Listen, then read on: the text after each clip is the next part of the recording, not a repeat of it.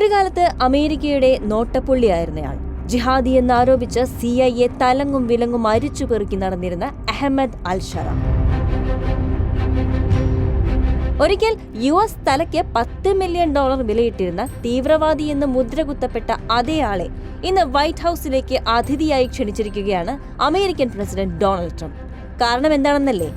ഇന്ന് സിറിയ എന്ന രാജ്യത്തെ മുന്നോട്ട് നയിക്കുന്ന ആ രാജ്യത്തിന്റെ ഇടക്കാല ഭരണാധികാരിയാണ് അഹമ്മദ് അൽ-ഷറ. അബു മുഹമ്മദ് അൽ ജുലാനി എന്നും അറിയപ്പെട്ടിരുന്ന സിറിയയുടെ ഇന്നത്തെ പ്രസിഡന്റ് അമേരിക്ക സന്ദർശിച്ച് ട്രംപുമായി കൈകൊടുത്തെന്നും പുതിയ കരാറുകൾ സ്ഥാപിക്കാൻ പദ്ധതിയിട്ടുമെന്നുമുള്ള വാർത്തകൾ അതുകൊണ്ട് തന്നെയാണ് ചർച്ച ചെയ്യപ്പെടുന്നത്.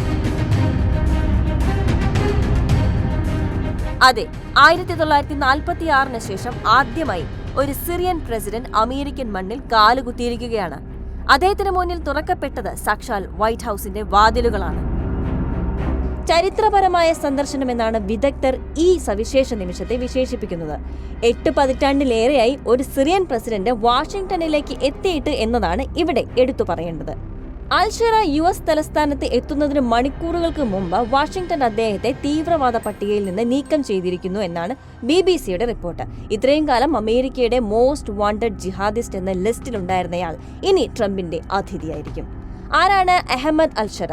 അദ്ദേഹം US-ന്റെ നോട്ടപ്പുള്ളിയായത് എങ്ങനെയായിരുന്നു? ട്രംപുമായി കൈകൊടുക്കുന്നതിന്റെ ഉദ്ദേശം എന്താണ്?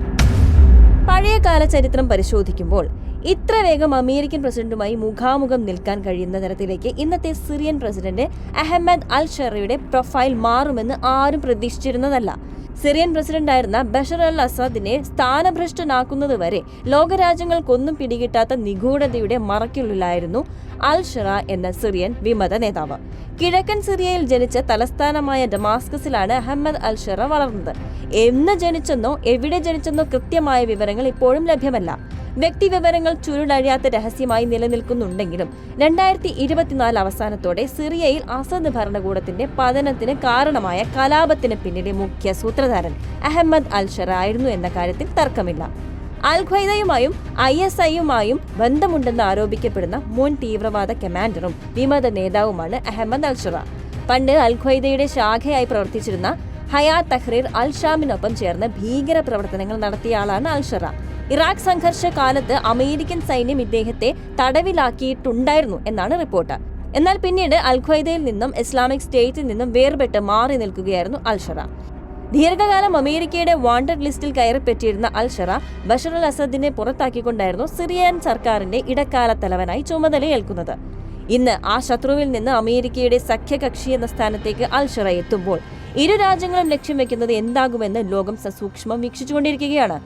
അറബ് വസന്തം എന്നറിയപ്പെട്ടിരുന്ന കാലഘട്ടത്തിൽ ആരംഭിച്ച 14 വർഷത്തെ സംഘർഷത്തിന് ശേഷം സിറിയ ഇപ്പോൾ കലങ്ങി മറിഞ്ഞിരിക്കുകയാണ്. ഇടക്കാല സർക്കാരിന്റെ തലവൻ എന്ന നിലയിൽ രാജ്യത്തെ ഒന്നിച്ചു നിർത്താനും ആഭ്യന്തര യുദ്ധത്തിലേക്ക് സിറിയ തിരികെ പോകാതെ സിറിയയെ നയിക്കാനുമുള്ള കഴിവ് അൽ-ഷറയ്ക്കുണ്ടെന്നാണ് അമേരിക്കയുടെ അഭിപ്രായം. അഹമ്മദ് അൽ-ഷറയെ കൂടെ നിർത്തുന്നത് ഇറാനും റഷ്യയും വീണ്ടും രാജ്യത്ത് തന്ത്രപരമായ അടിത്തറ നേടാനുള്ള സാധ്യത കുറയ്ക്കുമെന്നാണ് അമേരിക്ക വിശ്വസിക്കുന്നത്. തീവ്രവാദ പശ്ചാത്തലം ഉപേക്ഷിച്ച് സിറിയയുടെ ഭരണം നടത്തുകയാണ് അൽ-ഷറ ഇപ്പോഴെങ്കിലും പലപ്പോഴും രാജ്യത്ത് സംഘർഷങ്ങൾ നടക്കാറുണ്ട്.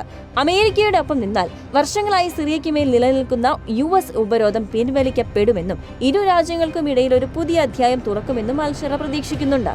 അതിന്റെ ഭാഗമായി ISI സംഘടനയ്ക്കെതിരായ US സഖ്യത്തിലും അൽ-ഷറ ഒപ്പുവെക്കുമെന്നാണ് വിവരം. ജിഹാദി ബന്ധമുള്ള ഒരു മുൻ തീവ്രവാദിയുമായി US ഇടപഴകുന്നത് ഒരു അപകട സാധ്യതയാണെന്നാണ് പലരും പറയുന്നത്. എന്നാൽ ഇരു രാജ്യങ്ങളുടെയും കൂട്ടുകെട്ട് മെച്ചപ്പെട്ടാൽ പശ്ചിമേഷ്യയിൽ ഇനി പല സംഭവ വികാസങ്ങളും ഉണ്ടാകുമെന്നും US-ഉം സിറിയയും പുത്തൻ കരാറുകളിലേക്ക് പോകുമെന്നും അടക്കമുള്ള വിലയിരുത്തലുകളുമുണ്ട്.